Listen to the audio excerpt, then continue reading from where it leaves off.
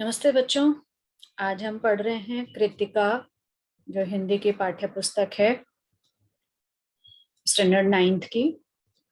उसका last lesson किस तरह आखिरकार मैं हिंदी में आया। It is written by Shamsher Bahadur Singh.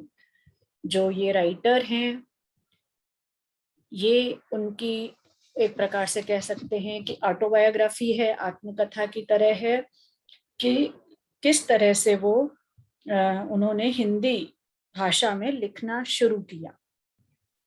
क्योंकि आप देखेंगे कि 1900 आजादी के पहले की बात है या 1930-40 के में, उस समय उर्दू भाषा जो थी वो साहित्य की भाषा मानी जाती थी और बहुत सारे लेखक जो थे वो उर्दू उन्हें बहुत अच्छे से आती थी और हिंदी का प्रचार प्रसार नया नया हुआ था।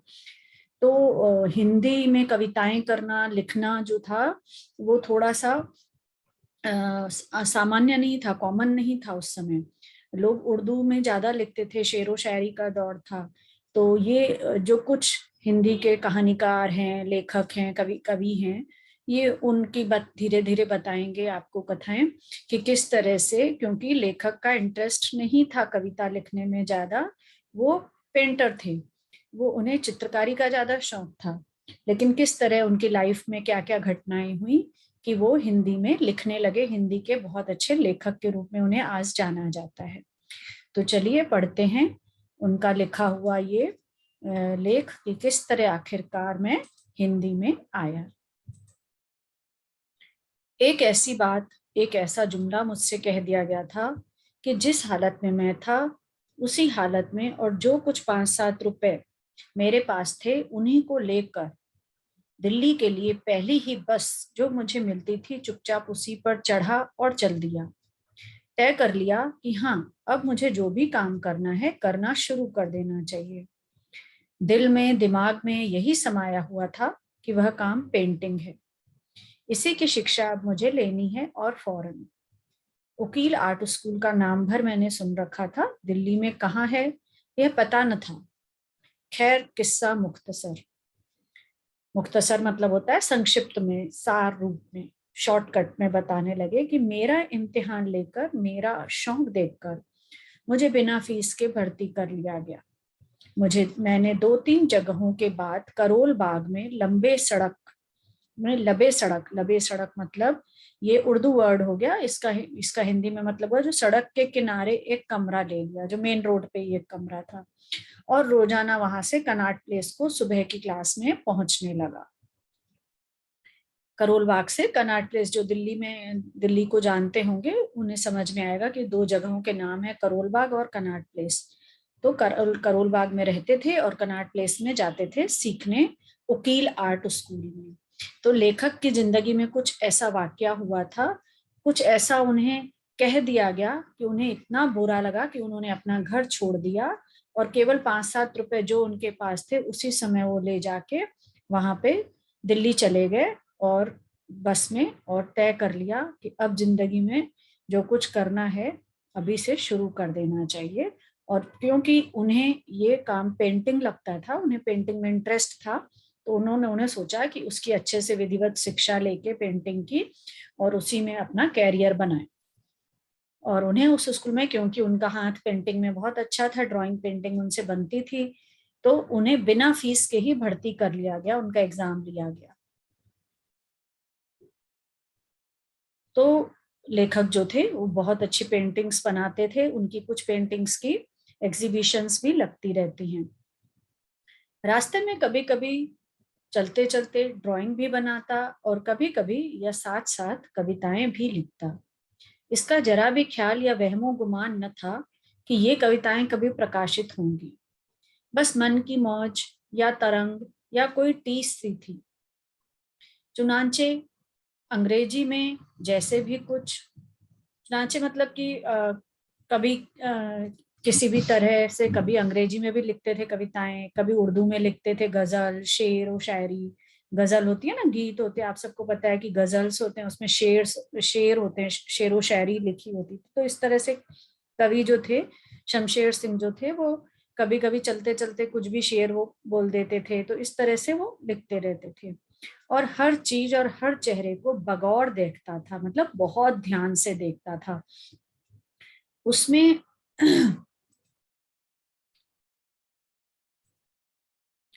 बगौर मतलब होता है बहुत ध्यान से गौर से देखते थे। उसमें अपनी ड्राइंग के लिए क्या तत्व खोज सकता हूँ या पा सकता हूँ या पा सकूंगा। तो जो पेंटर होते हैं वो बहुत ध्यान से देखते रहते हैं कि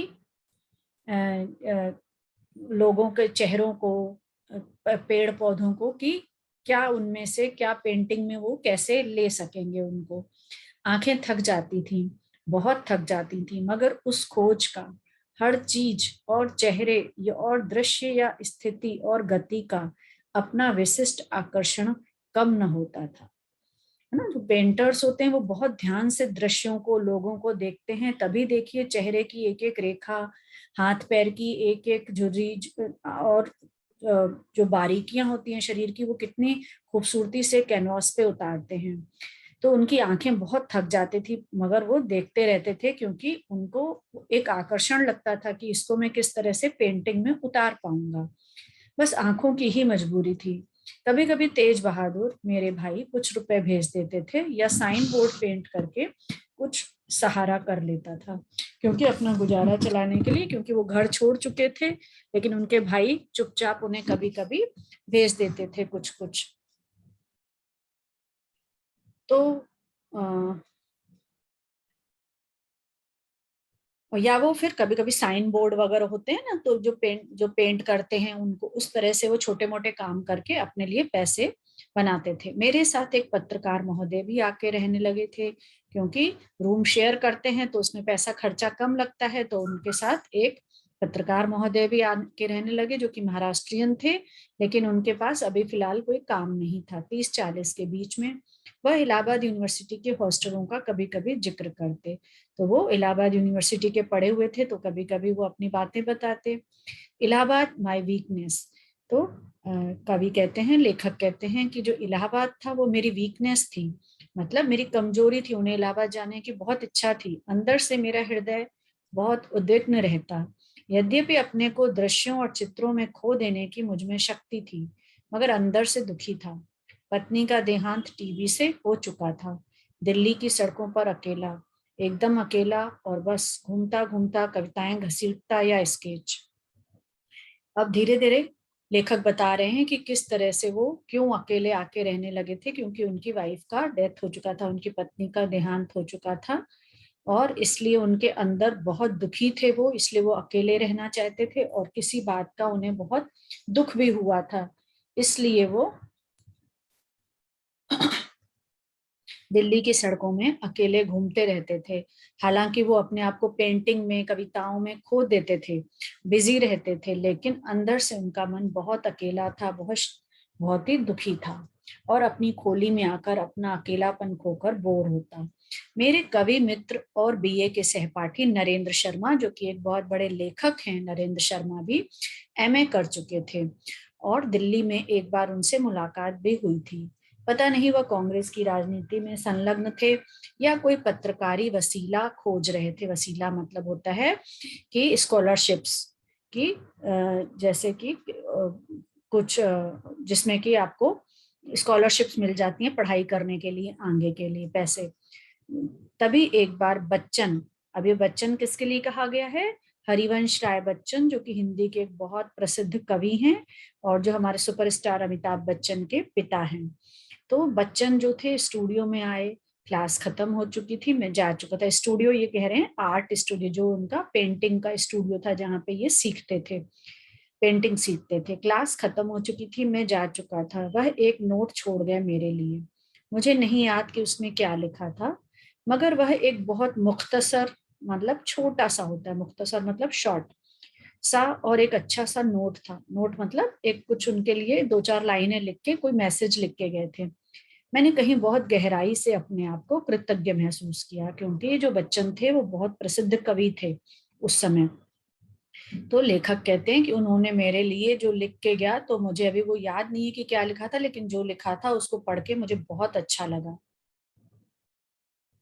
तो कवि जो हैं कभी कभी लिखते भी थे, कभी कभी पेंटिंग्स भी बनाते थे। मेरी बहुत ही बुरी आदत है पत्रों का जवाब ना देना। चाहे सैकड़ों जवाबबाज पत्रों के मन ही मन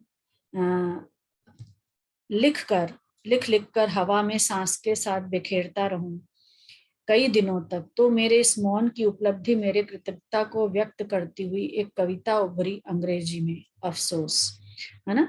तो उन्होंने बच्चन जी का मैसेज देखा, मगर उनको आदत थी कि वो जवाब नहीं दे पाते थे पत्रों का, है ना। वो लिख नहीं पाते थे, वो पत्रों का जवाब नहीं देते थे। हालांकि वो सोचते रहते थे कि मैं इसका ये जवाब दूंगा, ये जवाब दूंगा, लेकिन वो नहीं लिख पाए। कई दिनों तक उसका जवाब नहीं दिया उन्होंने बच्चन को, और उनको इसी सोच विचार में उनमें उन्होंने एक कविता लिखी, लेकिन अंग्रेजी में लिखी थी वो कविता, एक सोनेट। सोनेट मतलब ये कविता का एक रूप है जिसे कि सोनेट कहा गया है, कि जैसे हमारे यहाँ छंद होता है, दोहा होता है, वैसे ही अंग्रेजी में सोनेट होता है।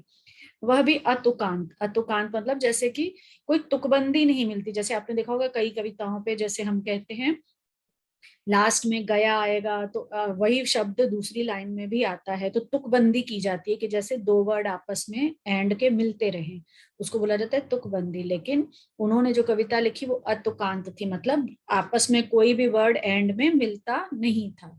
मुक्त छंद उसको कहा जाता है, में, है ना। मुक्त छंद भी एक तरह से, हिंदी में भी कई लोगों ने फिर मुक्त छंद में कविताएं भी लिखी जिनमें भी कोई तुकबंदी नहीं होती थी। मगर उनको लिख लेने के बाद मैंने अपना जवाब उनको गोया भेज दिया, है ना। तो उन्होंने ऐसा सोचा कि मतलब मैंने ये कविता लिख दी, कविता के रूप में उनको लिख दिया, तो उनको ये लगा कि मेरा जवाब हो गया, है ना। गोया मतलब कि मतलब मेरी तरफ से तो हो गया। कई महीने निकल गए और घटना चक्र से मैं देहरादून आ गया। अब इन्होंने इस घटना का जिक्र नहीं किया है, लेकिन जो वो अपना दिल्ली में पेंटिंग की क्लासेस ले रहे थे, वहां से वो कुछ ऐसी घटनाएं हुई उनके जीवन में कि वो देहरादून आ गए। अपनी ससुराल की केमिस्ट एंड ड्रगिस्ट की दुकान पर कंपाउंडरी सीखने लगा, है ना। तो उन दिनों क्या होता था, जो केमिस्ट की दुकान होती थी वहीं पे कोई डॉक्टर बैठते थे, और जो दवाओं की, अब ये जो थे कुछ ऐसी घटनाएं हुई कि अपनी ससुराल आ गए देहरादून और वहां पे कंपाउंडरी सीखने लगे, और अच्छी खासी महारत। मुझे टेढ़े मेढ़े अजूबा इबारत, इबारत मतलब राइटिंग, हैंड राइटिंग, है ना। तो अजीब अजीब हैंड राइटिंग जैसे डॉक्टर की होती है, जिसको कि पढ़ नहीं पाते हैं सामान्य लोग, लेकिन केमिस्ट पढ़ लेते हैं, तो वही वो कह रहे हैं कि मैं भी धीरे धीरे मुझे वो पढ़ने आ गया, इबारत में लिखे नुस्खों को पढ़ सकने की हो गई। उसी वर्ष गुरुवर के श्री शारदा चरण जी वकील ने, ये भी कौन है, ये एक बहुत बड़े लेखक हैं, तो